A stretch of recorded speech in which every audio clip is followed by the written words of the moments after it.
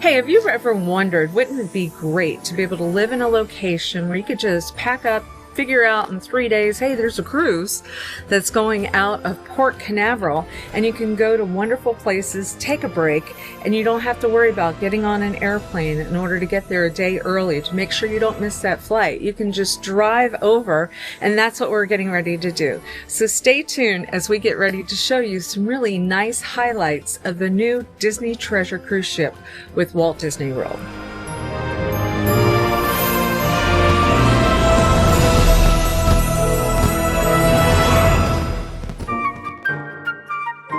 In this video, we're going to show you what to expect if you are planning a Disney Treasure cruise and give you a full overview of the ship and the cruise itinerary.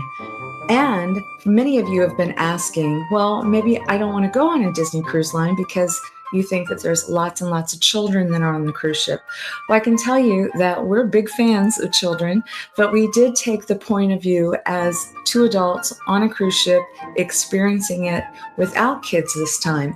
If you haven't had the opportunity, we did do a video on the Disney Wish where we did talk about all the wonderful children's amenities that they have, the clubs that they have.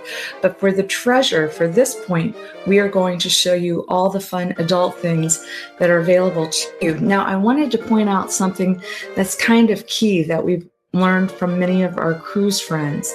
Once you start seeing 7-day cruises, you tend to find that it's more adults that are there because unless it's during the summer, a lot of the kids are not able to get out of school, right? So a 3 or 4 day cruise, you're probably going to find more children. But once again, the children that we did experience on the Disney Treasure, they were just full of life, wonderful, dressed in Disney costumes, having a great time. So for us, it enhanced our experience. So let's continue to tell you more about what our experience was on the Disney Treasure.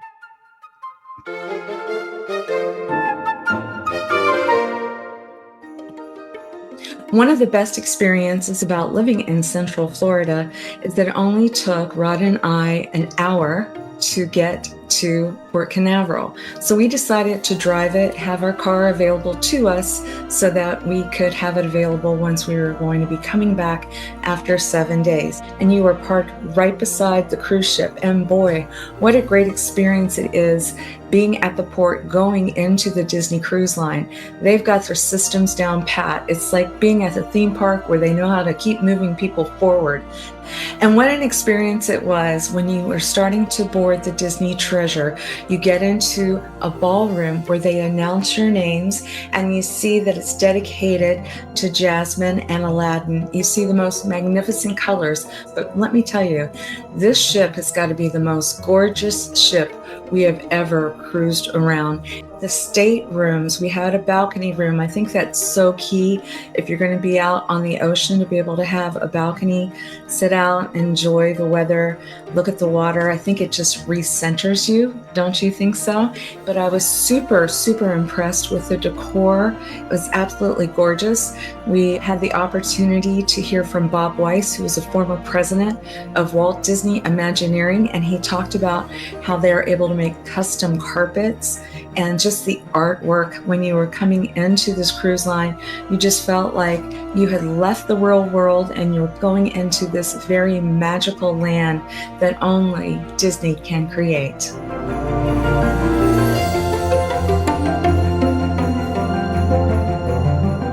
And it's so fun to walk down the hallways and see how people had decorated their doorways. There is some video here of our friends Deb Haggerty and her daughter Meredith, and they have done a lot of cruising together, and we wanted to make sure that we got some footage of that.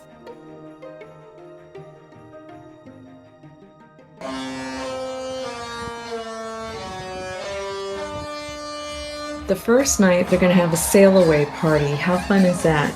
Disney does it better than anybody. When you start combining all the talents of the Disney Imagineers with lighting and sound, the staging, the storyline, and of course the talent was incredible. The audio, it will just blow you away. You will want to make sure you get to see all of the great shows that they have available to you. Day 2 on the Disney Treasure, you are at sea, and so that gave you an opportunity to really walk around the ship and see things like the restaurants, the shopping, the bars, the activities, the recreation. You're like, oh, I'd like to play ping pong. And then you realize that they have this heroes area for adults and kids where they had ping pong tables, basketball courts, and then they would have recreation that would include things like karaoke, bingo. There was a night where I think the prize pot was over $10,000. And so that was the day that you wanted to explore and look at everything that's available on this gorgeous, gorgeous ship.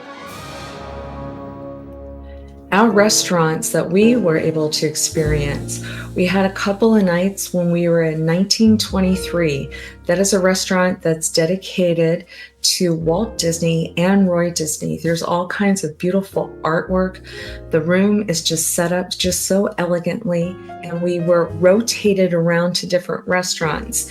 There was also another restaurant called Marvel. It was very interactive, where you'd see Spider-Man running around, and they had a storyline that was going on while you were eating. We also were able to enjoy a themed evening for the movie Coco. So it was a Mexican restaurant, and there were people that were performing in the center of the room.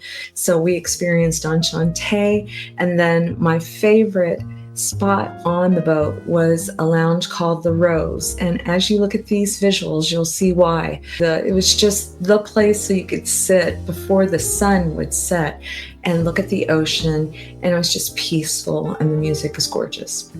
Now, when you wanted something more casual, there was a buffet style type of restaurant, and it was named after the town in Missouri where Walt Disney grew up, Walt and Roy. It was called Marceline, and it looked like a garden. It was fabulous as well.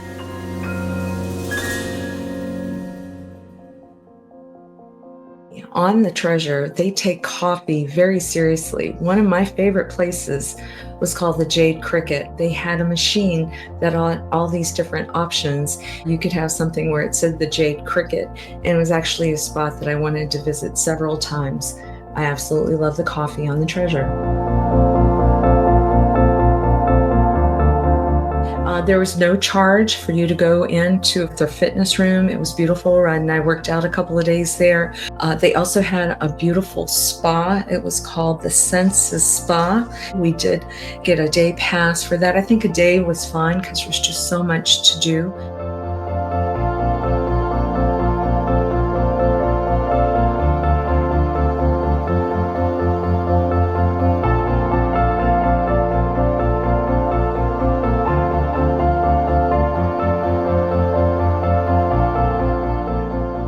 Tortola, which is in the British Virgin Islands, when we woke up that morning, it looked like a painting. It was so spectacular. And you had lots of sailboats out there, yachts that were available.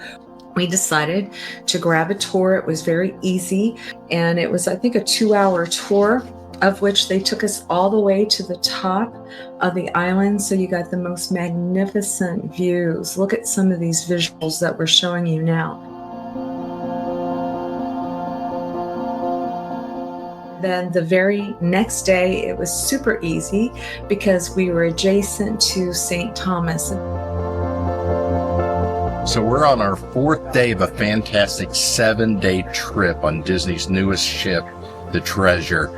We're standing at Mountain Top, which is one of the largest lookouts here in St. Thomas, over 1,540 feet above sea level. So you have these beautiful views of all of the U.S. Virgin Islands.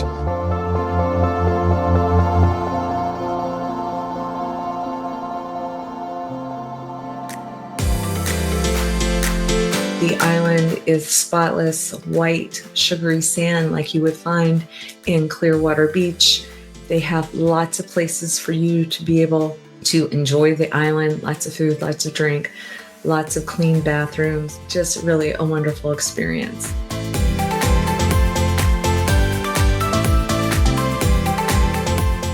While back on the ship, you're going to find some spectacular gathering rooms. My favorite was called the Sarabi Lounge, and all the attention to detail that Disney does is incredible. So there is a bar called the Haunted Mansion Parlor, and it is pretty spectacular. You will start experiencing, hopefully you're seeing some video now, of just some very cool Disney Imagineered space. There was a place called the Periscope Pub. It's supposed to be kind of an homage to 20,000 Leagues Under the Sea. They had big open spaces, and that was a place you could also go see some sporting events. There were a lot of football games that were going on. There was a Skipper's Society, which was an homage to the Jungle Cruise. It seemed to be a very nice core hub for a lot of activities. They would have lots of trivia. I just found that it was so much fun. It was very well done. Then there was a place called the Scat Cat, and it's a piano bar, and then they had a piano player that was there. They had a Pirates Night, and just lots of excitement, and just super, super well done.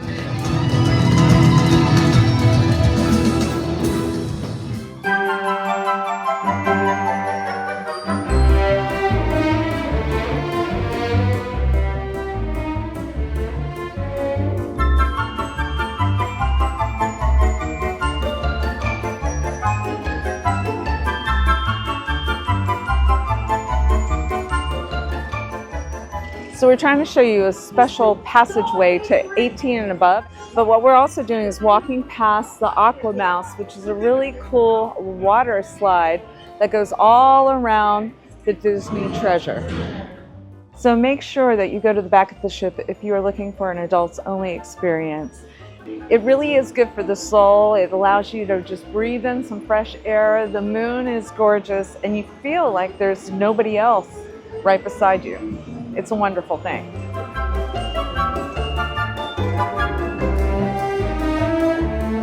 I would like to say thank you so much to the Disney Vacation Club family. They're the ones that invited us on this cruise ship. One of my fondest things that I will recall was meeting hundreds of Disney Vacation Club members who absolutely love being members. So on behalf of Rod and myself, we want to say thank you. I hope that this video was informative. If I can ever help you with any of your real estate needs, please call me at 407-808-9845. Please go to our Near Disney YouTube channel, subscribe and like. I want to say we have over 700 videos talking about how cool it is living in Central Florida. We would love to help you or your loved ones, and hopefully we might see you on the Disney Treasure. I'd love to go back there again. All right, you guys, take care. Appreciate you watching. See you real soon. Bye-bye. Make sure that you subscribe and like so that we can continue to give you up-to-date information on all things that are going around the 25-mile radius of Cinderella's castle, because this is truly a magical place to live.